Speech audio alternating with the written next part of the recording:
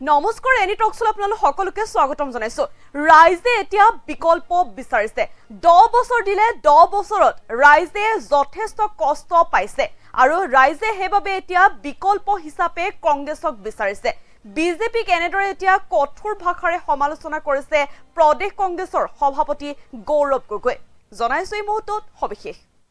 এই মুহূৰ্তত জনাইছো আপোনালোকক ৰাইজে এতিয়া বিচাৰিছে বিকল্প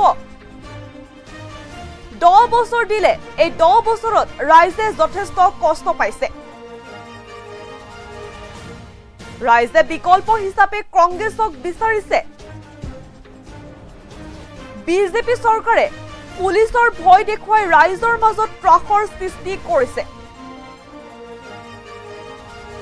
আৰু অসমৰ জনসাধাৰণৰ সুৰক্ষা কবচৰ ভূমিকা এতিয়া গ্ৰহণ কৰিব কংগ্ৰেছ দলে এনেদৰে এতিয়া বিজেপি কঠোৰ ভাষাৰে সমালোচনা কৰিছে প্ৰদেশ কংগ্ৰেছৰ সভাপতি তথা যোৰহাটৰ সাংসদ গৌৰৱ গগৈ তেওঁ কৈছে যে ৰাইজে এতিয়া বিচাৰিছে বিকল্প আৰু 10 বছৰে দিলে যেহেতু ৰাইজে 10 বছৰক এখন চৰকাৰক দিলে আৰু এই 10 বছৰত ৰাইজে যথেষ্ট কষ্ট পাইছে বুলি মন্তব্য কৰিছে এতিয়া গৌৰৱ গগৈ ৰাইজে বিকল্প হিচাপে কংগ্ৰেছক বিচাৰিছে বিজেপি চৰকাৰে পুলিচৰ ভয় দেখুৱাই হেনো ৰাইজৰ মাজত এতিয়া ত্ৰাসৰ সৃষ্টি কৰিছে আৰু অসমৰ জনসাধাৰণৰ সুৰক্ষা কবচৰ ভূমিকা এতিয়া গ্ৰহণ কৰিব কংগ্ৰেছ দলে এনেদৰে এতিয়া মন্তব্য কৰিছে গৌৰৱ গগৈ তেওঁ বিজেপি দলক কঠোৰ ভাষাৰে সমালোচনা কৰিছে এতিয়া সভাপতি গৌৰৱ গগৈ ৰাইজে এতিয়া বিচাৰিছে বিকল্প 10 বছৰ দিলে এই 10 বছৰত ৰাইজে যথেষ্ট কষ্ট পাইছে ৰাইজে বিকল্প হিচাপে এতিয়া কংগ্ৰেছকে বিচাৰিছে বিজেপি চৰকাৰে পুলিচৰ ভয় দেখুৱাই ৰাইজৰ মাজত ত্ৰাসৰ সৃষ্টি কৰিছে আৰু অসমৰ জনসাধাৰণৰ সুৰক্ষা কবচৰ ভূমিকা গ্ৰহণ কৰিব এতিয়া কংগ্ৰেছৰ দলে এনেদৰে এতিয়া কঠোৰ ভাষাৰে বিজেপিক সমালোচনা কৰিবলৈ কৰিছে কংগ্ৰেছৰ সভাপতি গৌৰৱ গগৈ তেওঁ কৈছে যে ৰাইজে এতিয়া বিচাৰিছে হেনো বিকল্প 10 বছৰ যেহেতু এইখন চৰকাৰক 10 বছৰ দিছে ৰাইজে আৰু এই 10 বছৰত ৰাইজে যথেষ্ট কষ্ট পাইছে বুলিও মন্তব্য কৰিছে গৌৰৱ গগৈ ৰাইজে বিকল্প হিচাপে কংগ্ৰেছক বিচাৰিছে বিজেপি চৰকাৰে পুলিচৰ ভয় দেখুৱাই ৰাইজৰ মাজত ত্ৰাসৰ সৃষ্টি কৰিছে আৰু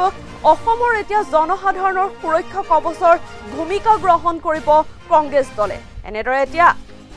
মন্তব্য কৰিছে কংগ্ৰেছৰ সভাপতি গৌৰৱ গগৈ 10 বছৰ যেহেতু দিছে বিজেপি চৰকাৰক এই 10 বছৰত ৰাইজে যথেষ্ট কষ্ট পাইছে বুলিও বিস্ফোৰণ মন্তব্য কৰিছে এতিয়া গৌৰৱ গগৈ ৰাইজে বিকল্প হিচাপে কংগ্ৰেছক বিচাৰিছে বিজেপি চৰকাৰে পুলিচৰ ভয় দেখুৱাই ৰাইজৰ মাজত ত্ৰাসৰ সৃষ্টি কৰিছে বুলিও মন্তব্য কৰিছে গৌৰৱ গগৈ আৰু অসমৰ জনসাধাৰণৰ সুৰক্ষা কবচৰ ভূমিকা এতিয়া গ্ৰহণ কৰিব কংগ্ৰেছৰ দলে আমাৰ ওচৰত কংগ্ৰেছৰ সভাপতিগৰাকীৰ সেই মন্তব্য আছে মন্তব্য আগবঢ়াইছো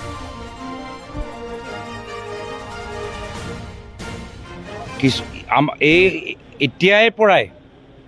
এই বছৰ আৰম্ভণিৰ পৰাই ক'বলৈ বিচাৰিছে যে তেওঁলোকক বিকল্প লাগে 10 বছৰ দিলে এই 10 বছৰত ৰাইজে যথেষ্ট কষ্ট পাইছে ৰাইজে বিকল্প হিচাপে আমাৰ ফালে চাই আছে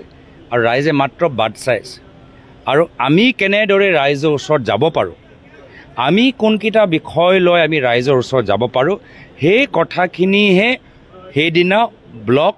মণ্ডল আৰু পঞ্চায়ত প্ৰতিদ্বন্দ্বিতা কৰা মানুহসকলৰ লগত ৰাহুল গান্ধী ডাঙৰীয়া আৰু খাৰ্গে ডাঙৰীয়াই মত বিনিময় কৰিব আৰু গুৱাহাটী এটা নিৰ্দিষ্ট স্থানত আমাৰ জ্যেষ্ঠ নেতৃত্ব জিলা সভাপতি আমাৰ পলিটিকেল এফেয়াৰ্ছ কমিটি আৰু বিধায়কসকলৰ লগত বেলেগকৈ তেওঁ গুৱাহাটী আমাৰ বিমানবন্দৰৰ ওচৰত এয়াৰপৰ্টৰ ওচৰত লগ পাই কথা চাওক ৰাইজে এতিয়াই পৰাই এই বছৰ আৰম্ভণিৰ পৰাই ক'বলৈ বিচাৰিছে যে তেওঁলোকক বিকল্প লাগে 10 বছৰ দিলে